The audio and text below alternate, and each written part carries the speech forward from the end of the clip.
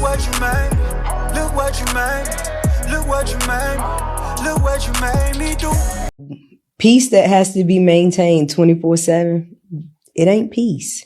If you're constantly curating your environment, avoiding certain conversations, controlling every interaction, walking away from anything that triggers you, managing people's energy, that's not peace. That's emotional management. It's control disguised as growth. And I get it.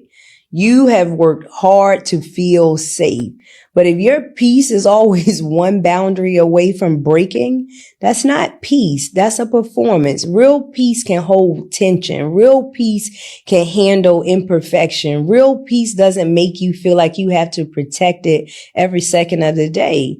If keeping your peace costs you your range, your voice, your honesty, you didn't find peace. You just found silence. So my question for you is, do you actually have peace, or are you just really good at avoiding what disturbs it?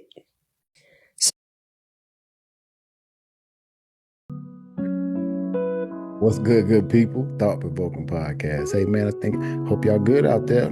Hope y'all had a good day. Hope y'all had a good week. Hope y'all had a great month. Hope you guys' year is going outstanding as well. Hey man, we in June. It's the 6th month, halftime. How's everything going with everybody? Hope everybody's continuing to work on self and not nobody else. Just work on stuff. You got to start with numero uno. You got to start with self first before you venture out and do other things.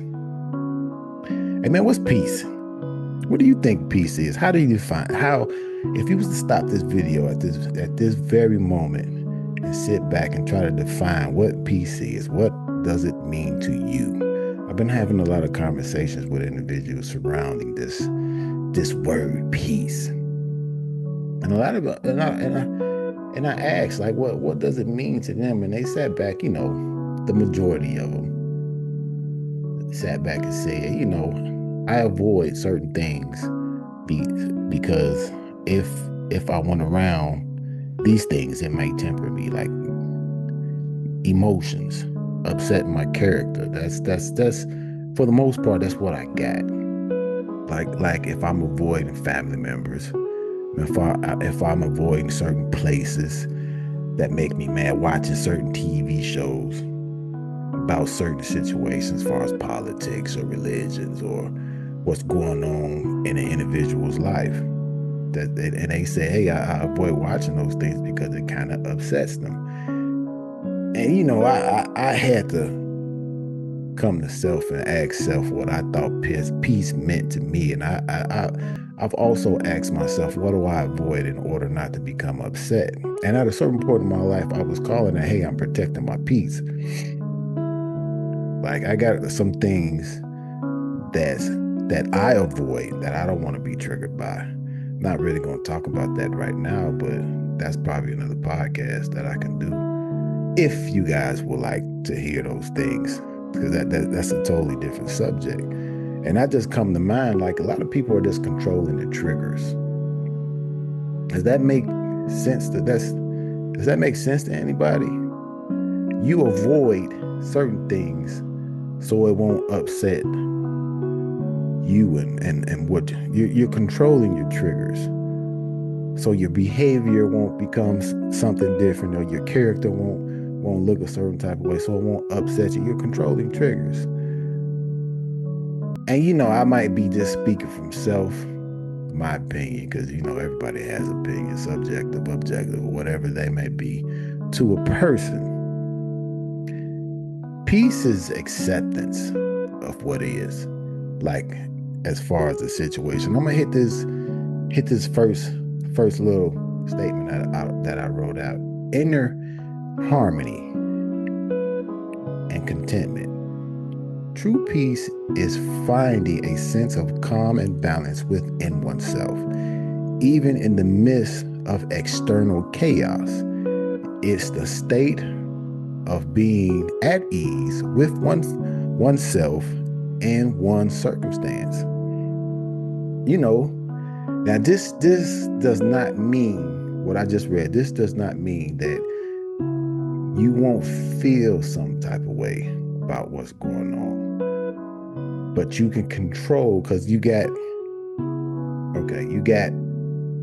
the situation, you have your emotions, and then you will have your reactions or your thoughts. Those are all three totally different things. The first two, you really can't do anything about, right? The situation and your emotions, you really can't do anything about. But the third one, your behavior, how you react, you can actually control that. You can control that. You can control your behavior. Now that's really not an easy thing to do. Okay, it's all about catching it where it is. So what's causing me to react the way I react? I know I have this feeling here. So if I'm that angry at something, you avoid it. It's pretty much a trigger. But to be at peace with that external chaos, it's happening. Sometimes you have to sit back in your mind and tell you your thoughts, your mind, that things happen. A lot of us really don't understand that. Things happen. What can I do about it? Can I come up with ways to mitigate or alleviate what's going on? Or how do I fix the problem? You go right into repair mode instead of reacting in a belligerent type way, being Brody about things. You just go straight into what can I do to make this better. You still have your feelings and what you feel about it, how you feel about it, but at the end of the day, you just want things to pan out in a good way. You want things to look good, because if you're steady in your emotions about what's taking place, 9 times out of 10, you're going to have a reaction to that thing, and it's going to come out the wrong way about that situation, or it's going to come out a particular type of way with the person that you come across every day. It's going to stick you in a state of depression. The emotions always do that, especially if you sit on it too long. Okay, what am I going to do? I feel the way that I feel. What am I going to do? Put that in place. What am I going to do? Let me bring my emotions down and figure out my next steps. Spiritual connection. Many religions and spiritual traditions emphasize the importance of a connection to something larger than oneself. In finding true peace, this can involve faith, devotion, or a sense of connection to the divine, a relationship with God. That's what I seek. Everybody's relationship with God is different. Like, if you go to church on Sunday or Wednesday or whatever day that you might attend the church or mosque or whatever you do, I don't knock nobody's religion. I'm not going to say whose religion is the true religion. I believe in God and I have faith. Trust me.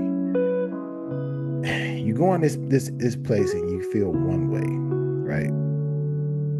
And it brings you a sense of relief when you leave there, a sense of peace. And you have that peace on that day. The next day, let's say day 3 hits, a situation occurs. How connected are you? I'm going to ask the question first. How connected are you with your faith and your belief that things are going to pan out and look great? Or it's going to be, or within self, knowing that things are okay. Because people have a dependency on whatever they believe in to believe that things are going to be, it's faith.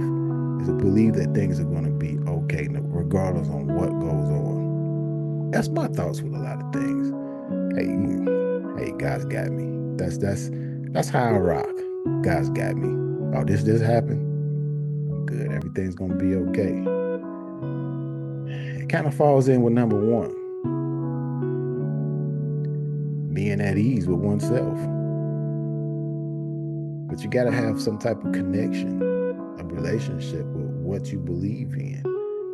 I don't know what that is. I'm not here to judge nobody on that thing. But you have to have a connection with something. A lot of people, I do have a couple of friends that don't believe in God or a higher power. And they'll like people to expound on why they believe what they believe in. And that's not my job. You believe in what you believe in for a particular type of reason. Whatever that reason is, that's none of my business. I'm going to just sit back and say, I got faith and I believe in God. And this belief in God gives me a particular type of peace to know that things will happen the way that He said it's going to happen. I'm not on here to sit back and go back and forth with anybody on their religion. For me to do that, that means I have to question things within myself. I have to prove something to you.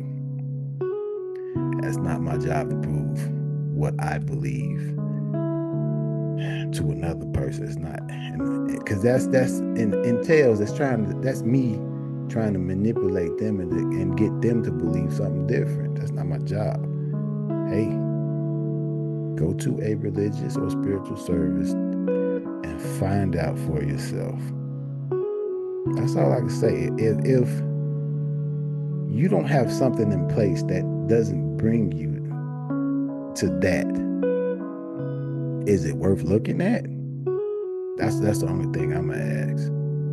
Do you think that it'll help you out if you were to go that route, a religious or spiritual route? Would it help you out? Kind of foggy in the brain right now. I'm just trying to catch up with my words in my mind. It's kind of slowing down a little bit. But would it help you out? Would it hurt you? Especially if you got something going on that you really don't know how to handle or how to fix. Maybe attending a service or two will help you figure out something to come up with what's going on with you. Hey, let's jump into this third one. Then I'm gonna close out. Wholeness and completeness. The Hebrew word for peace is shalom. It is often translated as wholeness or completeness, so that's suggesting that true peace comes from a state of being whole and complete, not just in the absence of conflict.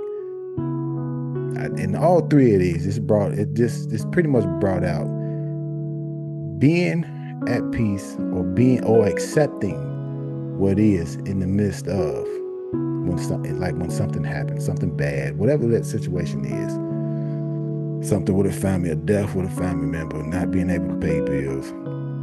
You still have to maintain certain type of sense of self, good character, and wholeness, being like, okay, things happen, in which they do.